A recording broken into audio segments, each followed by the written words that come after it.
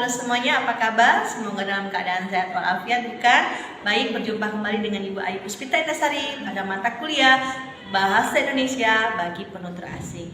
Nah, untuk pertemuan ke-10 ini kita akan membahas mengenai materi evaluasi bahan ajar cetak. Kira-kira apa saja yang ada di dalam teori ini? Kita simak saja video selanjutnya. Baiklah, sebelum kita mengetahui kelebihan dan kelemahan bahan ajar cetak, kita harus tahu dulu apa sih bahan ajar cetak itu. Bahan ajar cetak merupakan perangkat bahan yang memuat materi atau isi pembelajaran untuk mencapai tujuan. Pembelajaran yang dituangkan dengan menggunakan teknologi cetak seperti handout, buku, modul, brosur, dan lembar kerja siswa. Bahan ajar cetak juga memiliki kelebihan dan kelemahan. Kelebihan bahan ajar cetak yang pertama, dari sudut penggunaan, media cetak merupakan media yang paling mudah diperoleh dan lebih sederhana dibanding program komputer. Dapat dipelajari dan dibaca di mana saja dan kapan saja. Tidak perlu alat khusus dan mahal untuk manfaatnya.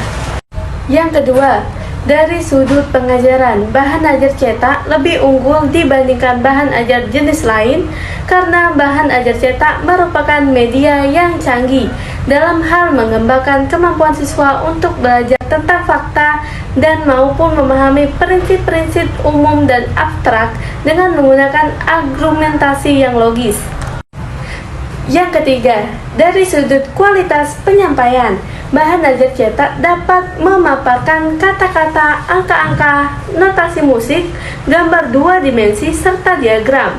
Jika biaya bukan merupakan masalah, maka media cetak dapat dipresentasikan lengkap dengan ilustrasi yang berwarna.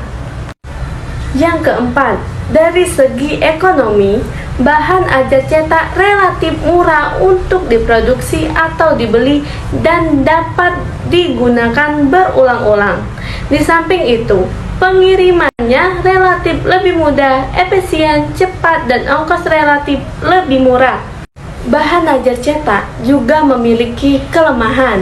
Yang pertama, tidak mampu mempresentasikan gerakan.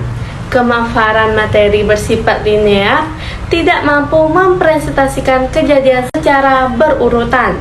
Yang kedua, sulit memberikan bimbingan kepada pembacaannya yang mengalami kesulitan memahami bagian tertentu dari bahan ajar tersebut.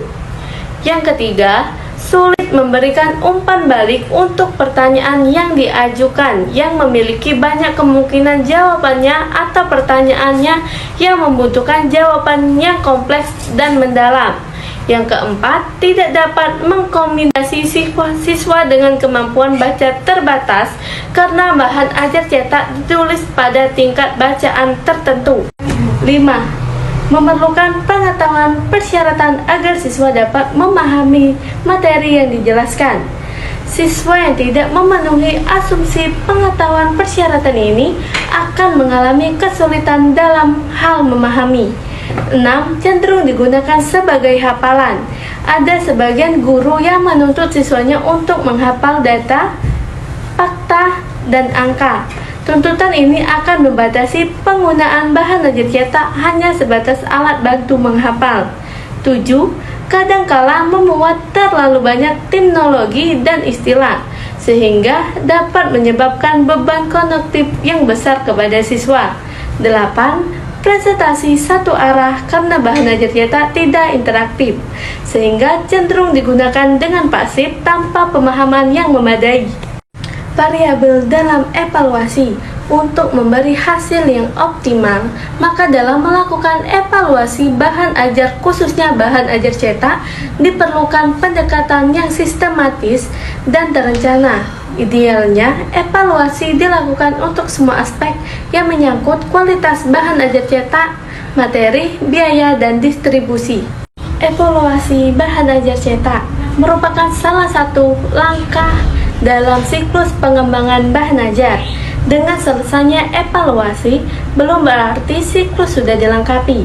Masih ada satu langkah yang perlu dilakukan, yaitu merevisi atau menyempurnakan bahan ajar cetak sesuai dengan hasil evaluasi.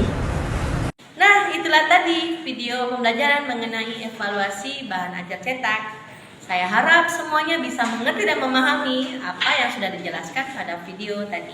Itu saja yang bisa Ibu sampaikan. Saya akhiri. Assalamualaikum warahmatullahi wabarakatuh.